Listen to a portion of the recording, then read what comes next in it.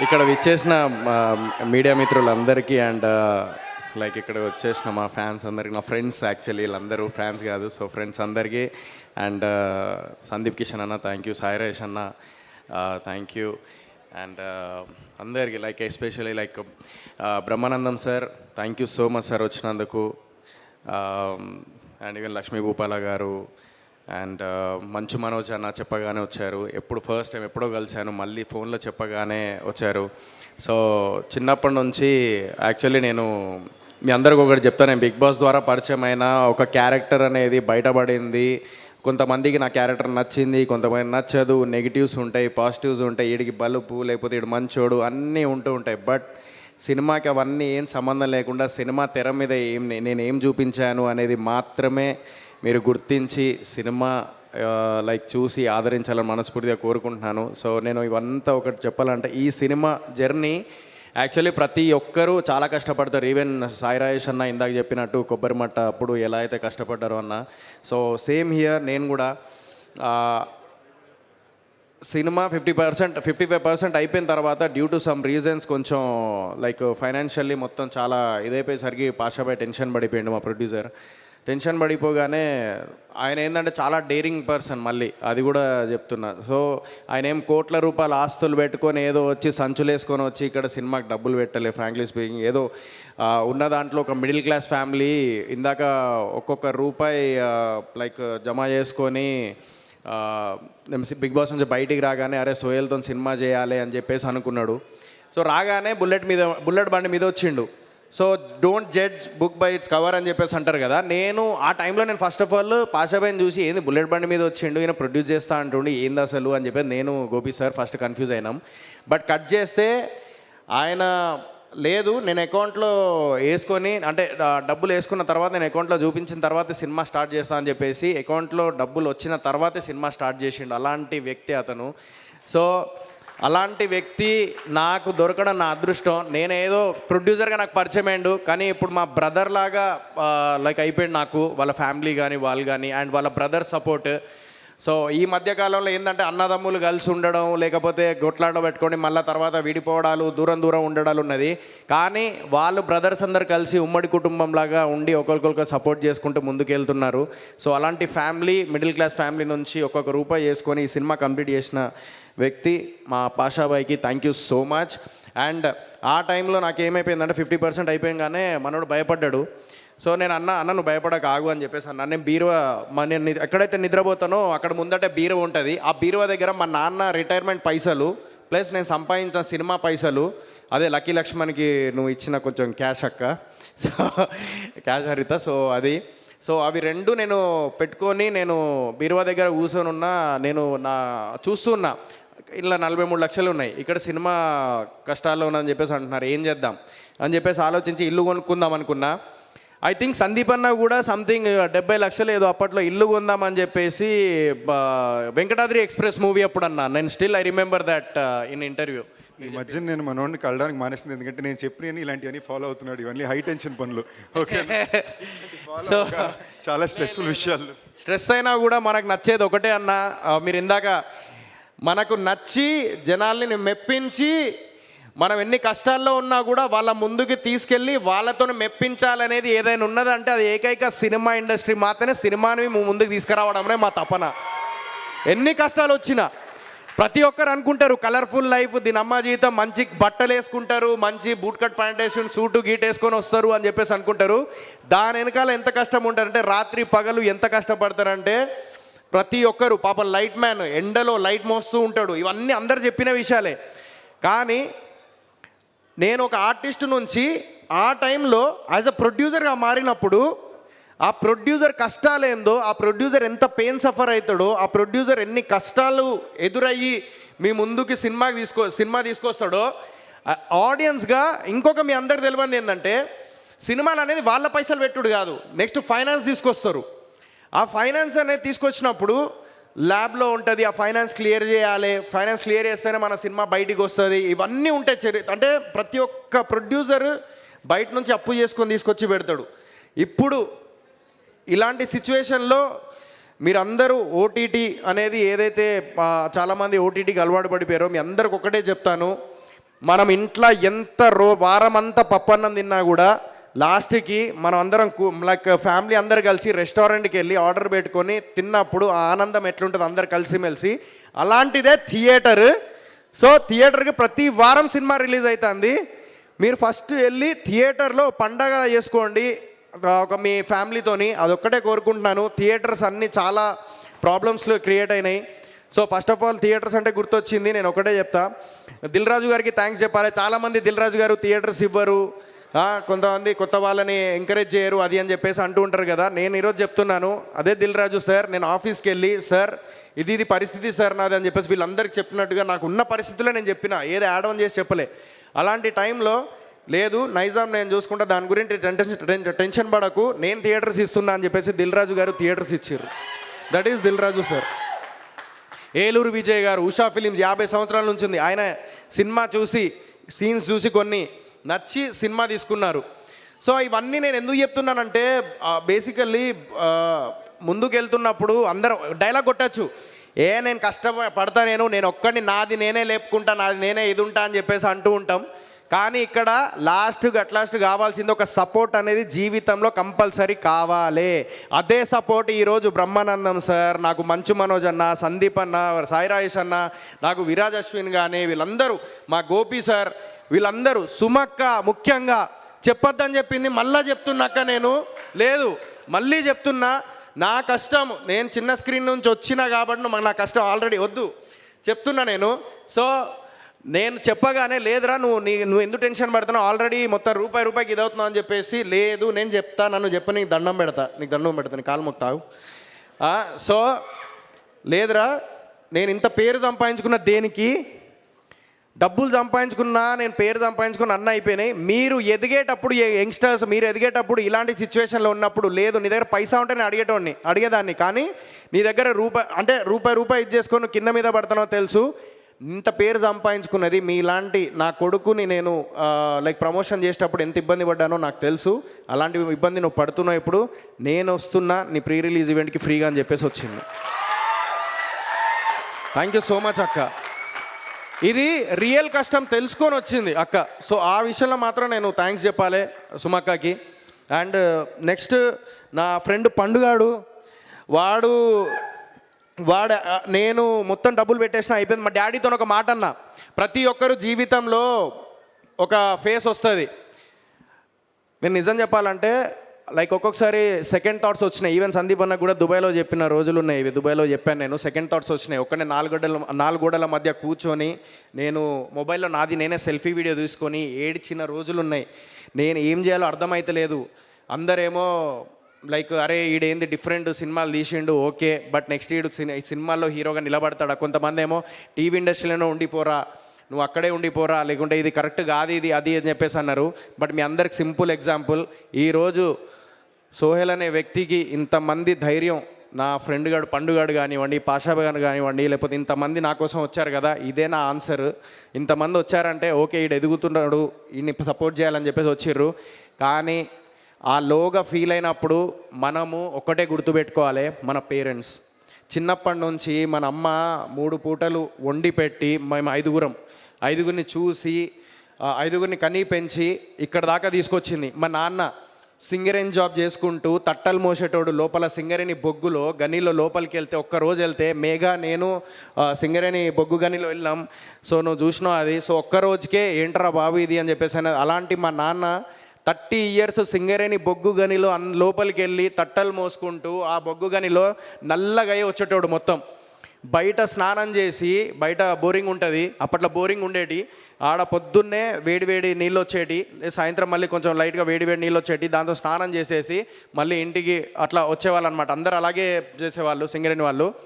అలా మా నాన్న అంత కష్టపడి రూపాయి చేసుకొని 5గురిని పెంచాడు, ఇక్కడ దాకా తీసుకొచ్చిండు.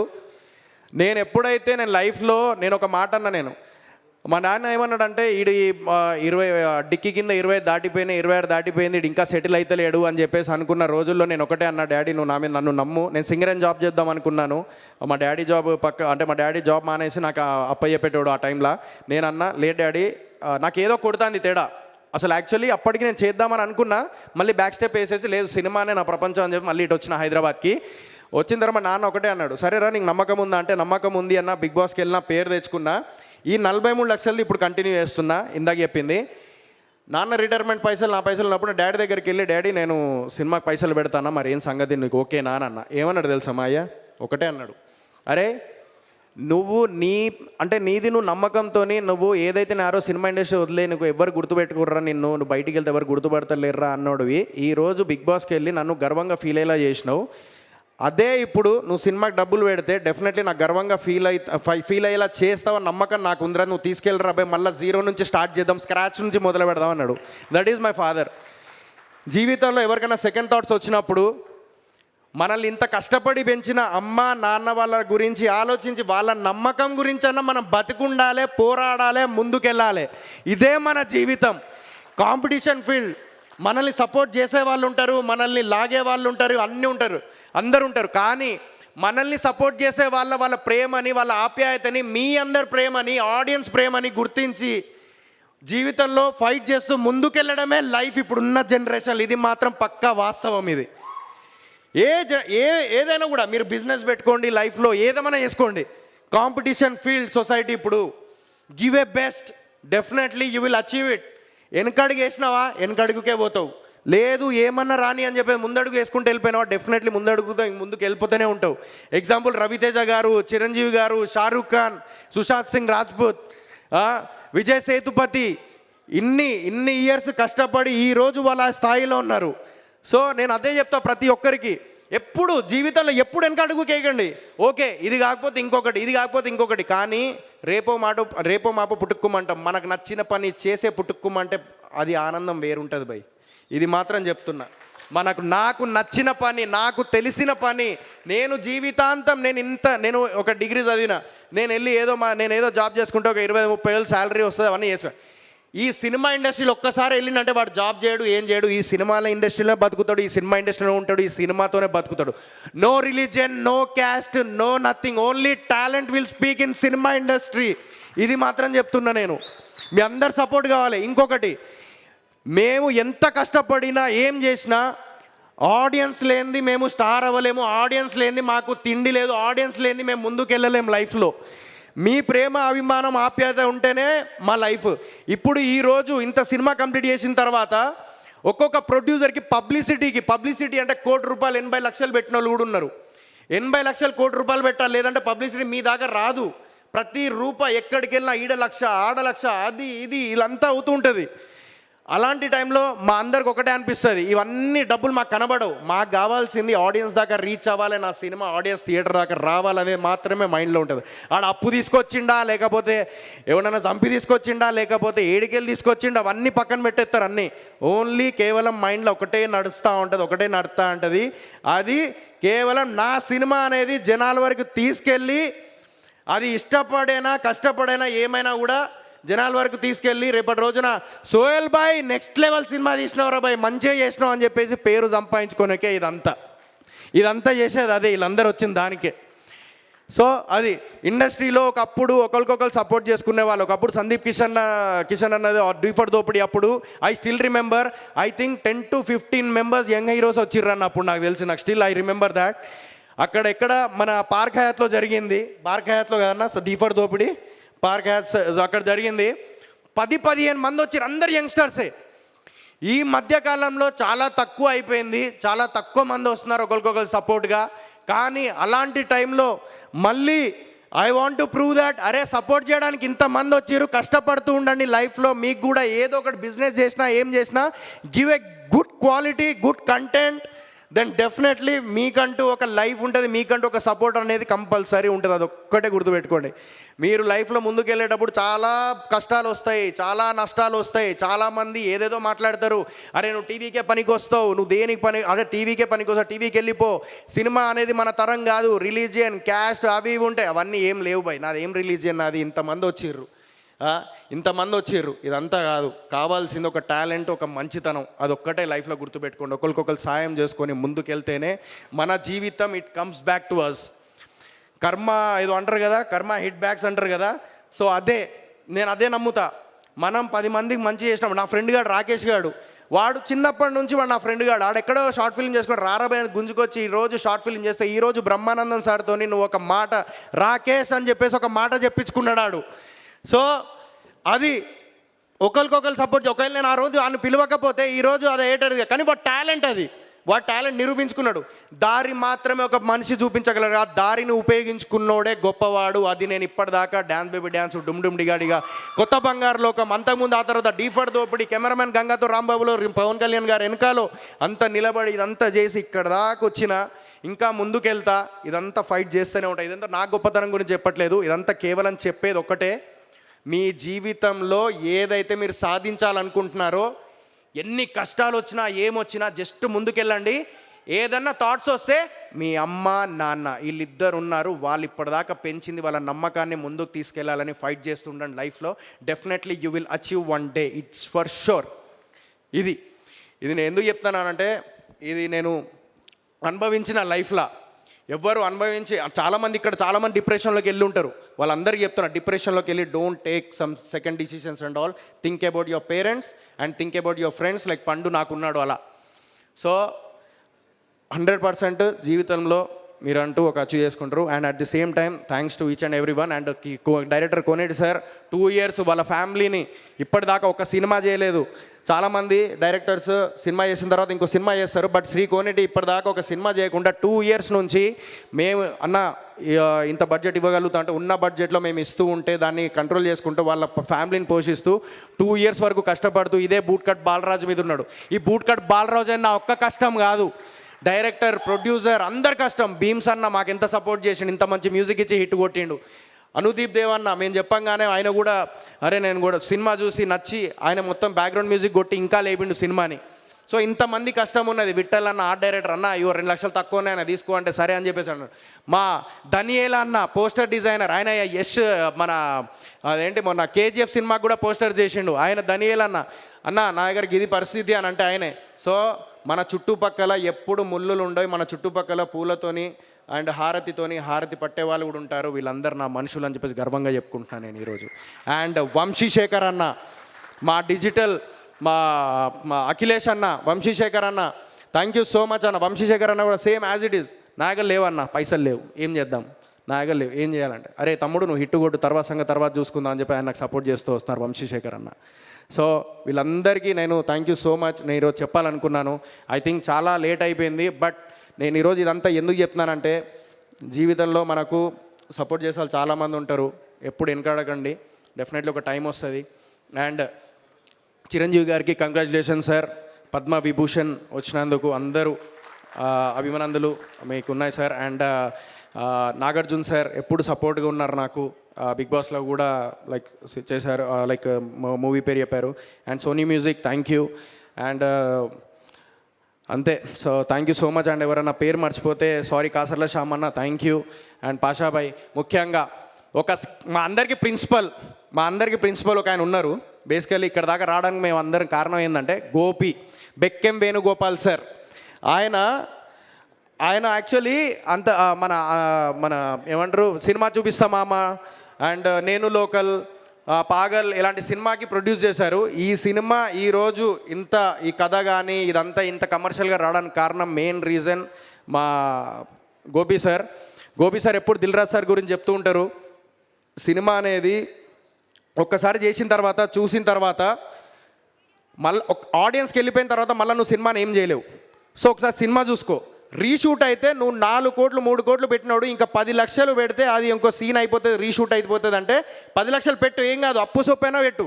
ఎందుకంటే ఆడియన్స్ 150 రూపాయలు పెట్టి నీ కోసం థియేటర్ వరకు పెట్రోల్ ఖర్చు పెట్టుకొని, పార్కింగ్ది పెట్టుకొని, కష్టపడి టైం తీసుకొని నీ కోసం 2.5 గంటలు కేటాయిస్తున్నారంటే నీ సినిమా మీద నమ్మకంతో. సో అలాంటి సినిమానే, అలాంటి స్కూల్ నుంచే దిల్ రాజు గారి నుంచి ఒక బెక్కెం వేణుగోపాల్ సార్ వచ్చారు. ఆ బెక్కెం వేణుగోపాల్ సార్ వల్ల ఈరోజు బూట్కట్ బాలరాజు అవుట్పుట్ అంత బాగా వచ్చింది. అండ్ ఓటీటీ నిరంజన్ గారు థ్యాంక్ యూ సో మచ్. మా సినిమాని మీరు తీసుకొని ఫైనాన్షియల్గా కొంచెం మాకు సపోర్ట్గా, మాకు ఫైనాన్షియల్గా మీరు అమౌంట్ ఇచ్చారు. సినిమా చూసి సినిమా ఓటీటీ సేల్ అయింది. అది ఈ సినిమా పవర్. ఇంతకన్నా ఈ సినిమా నేను ఏం చెప్పాను, but definitely thank you so much. And Megha and Avinash, Saddam, Meghalekha గురించి చెప్పాలి. ఏదో హీరోయిన్ అనగానే హీరోయిన్ లాగా వచ్చి ఏదో అందరిలాగా నాకు క్యారవెన్ కావాలి, లేకపోతే నాకు వెహికల్ పెట్టుర్రి, అది ఇది అని చెప్పేసి ఏ రోజు మమ్మల్ని కష్టపెట్టలేదు. తను అర్థం చేసుకొని మా అందరినీ ఎంతో నేను సపోర్ట్గా అని చెప్పేసి పాషాబాయికి, నాకు, మా డైరెక్టర్కి, మా టీం అందరికీ సపోర్టివ్గా ఎప్పుడు వెహికల్ లేదంటే క్యాబ్లో వచ్చేది. తను అంత మా కోసం అంత ఇది చేసింది. అలాంటి హీరోయిన్స్ తెలుగు అమ్మాయిల్లో ఉంటారు. తెలుగు అమ్మాయిల్ని మళ్ళీ ఇండస్ట్రీకి పరిచయం చేస్తున్న సినిమా బూట్ కట్ బాలరాజు, అది మేకలేక. So thank you. అండ్ ఇందాక వీని వీడియోస్ పాపం వీడు ఒక పోస్టర్ సత్కబెట్టిండు. వీడిని ఈరోజు ఎందుకు తీసుకొచ్చిన అంటే, సారీ అన్న నేను లేట్ అవుతుంది, ఏం అనుకోకర్రి, సారీ ఒకరు క్షమించండి ఒక లేట్ అయితే. వీడిని ఎందుకు తీసుకొచ్చిందంటే, ఇప్పుడు వీనికి ముందట వీడు పాపం వరంగల్లో ఒక పోస్టర్స్ వరంగల్లో మొత్తం తీసుకొని అతికిస్తున్నాడు. వీడు నా చోటా ఫ్యాన్. సో చోటా పటాకా అని చెప్పేసి వీడిది ఒక ఇన్స్టాగ్రామ్ పేజ్ ఉంటుంది. అందులో వీడు చెప్పుకుంటూ సోహెల్ అన్న నాకు చాలా ఇష్టం అది అని చెప్పేసి పోస్టర్స్ అది అతికిస్తూ ఉంటే, వీడిని కింద బండ బూతులు, వీడు ఎంతున్నాడు, గింత అంతున్నాడు, వీడిని కూడా తిట్టిర్రు కొంతమంది. ఏమ్రా వాడికి ఏంది సపోర్ట్ చేశారు, ఏంద్రా అది ఇది వీడిని తిడితే పాపం ఇటు స్క్రీన్ షాట్ తీసి నాకు స్క్రీన్ షాట్లు పెట్టిండు.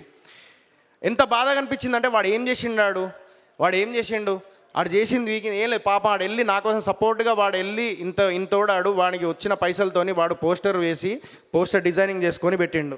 సో ఏదైనా మాట్లాడాలరా?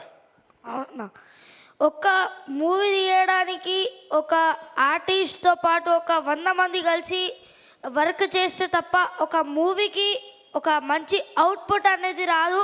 అలాగే మన బూట్ కట్ బాలరాజు మూవీ మన సోహెల్ అన్నతో పాటు మన పాషాబాయ్, మన డైరెక్టర్ గారు అందరు కలిసి అన్ని టెక్నీషియన్స్ కలిసి మన బూట్ కట్ బాలరాజు మూవీకి అయితే ఒక మంచి అవుట్పుట్ తెచ్చారనుకుంటున్నాను. ఇంకా మనం ట్రైలర్ చూస్తేనే ఖాళీ ఫుల్ పిచ్చెక్కిపోయింది. ఇంకా మూవీ అయితే కథ వేరుంటుంది అసలు మన సోహెల్ అన్నతోటి. Okay, thank you. సో వీడు కూడా పాప ఎంతో సపోర్ట్ చేసిండు వరంగల్లో, హనంకొండలో ఉంటూ. Thank you. అండ్ సునీల్ అన్న, థ్యాంక్ యూ సో మచ్ అన్న, నా కోసం సగం రెమ్యునరేషన్ తీసుకొని మీరు ఈ సినిమా చేసిర్రు. అండ్ మా ఇంద్రజ గారు, thank you so much. Indra గారు చాలా సపోర్ట్ చేశారు. అండ్ నా సినిమా కోసం కాదు, సోహెల్ కోసం హిట్ అవ్వాలి అని చెప్పేసి చెప్పడం జరిగింది. So it's a big word from her. Thank you so much Indraja madam.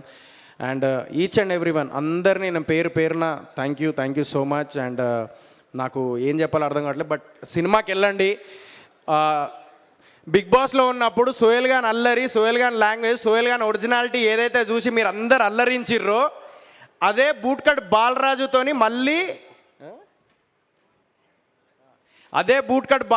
మళ్ళీ థియేటర్కి వెళ్ళి ఎంజాయ్ చేస్తారు. సోహెల్ గాన్ యాటిట్యూడ్ అట్లనే ఉంటుంది, ఫస్ట్ నుంచి లాస్ట్ వరకు నవ్వుకుంటూనే ఉంటారు, ఫుల్ ఫన్ ఉంటుంది, ఎమోషనల్ ఉంటుంది.